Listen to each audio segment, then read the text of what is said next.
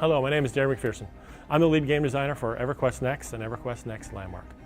In today's Dev Diary, I'd like to talk to you about some of the tools that you'll be using as you harvest and as you explore in EverQuest Next Landmark. When you begin the game, you'll begin with a copper pick. This copper pick will enable you to use and access all the Tier 1 materials and resources in the world. So these resources include things like tin. And once you've gathered enough tin and iron, you'll be able to make an iron pickaxe. This iron pickaxe will then allow you to get silver and amethyst and topaz.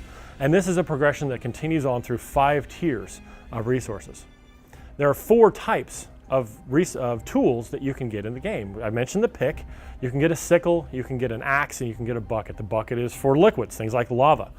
So once you've got these materials and once you've gone through the progression, all 5 tiers, and you've gathered all the rare resources like obsidian and lava, you can then use those to create materials, very much like you would craft a recipe. So when you want to create a mahogany staircase, you've got to get a gold axe, and you've got to go harvest dark wood and then make a staircase out of this wood using those resources.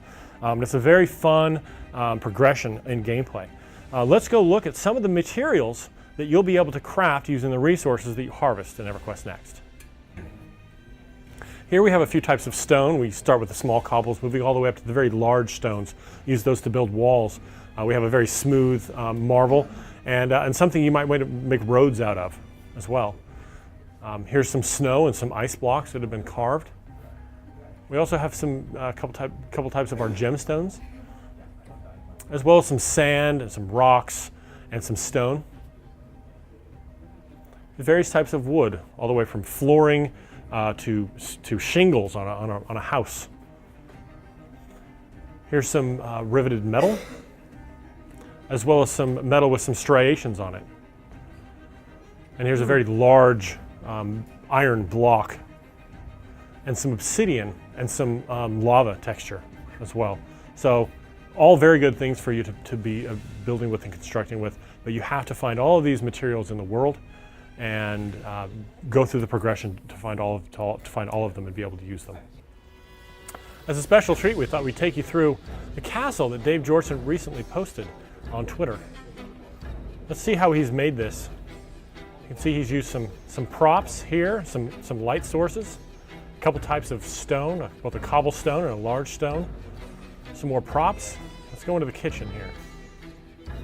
So as you see, some of these objects have particles and lighting effects on them. We have a forge in here.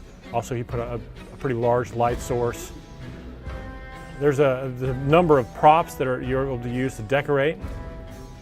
Let's descend down into the basement and see what else there is. We have a group of benches and some small light sources. And some small flora that he's put, some mushrooms and some crystals in this small, very enclosed garden. Well, it looks like someone has broken into the bottom of Dave's castle. I wonder if he knows this. Maybe next time we'll go down and look. Thank you for joining us today on the Dev Diary. We appreciate the time you've taken to watch this, and we'll see you later.